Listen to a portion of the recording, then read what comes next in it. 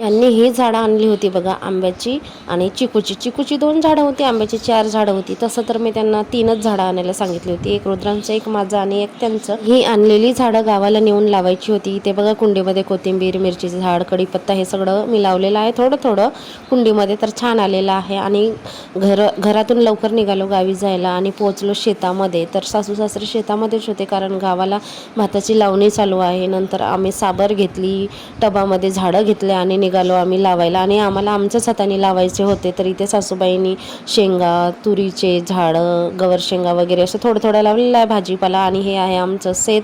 तर सगळी झाडं मीच लावली, गड्डे मीच खोदले. हे तर काय खोदायचं नाव घेत नव्हते आणि मलाच करायचं होतं. मीच म्हटलं होतं यांना की आणा आपण गावाला लावूया. यांचं काही नव्हतं प्लॅन वगैरे, हे सगळं मीच ठरवलेलं होतं.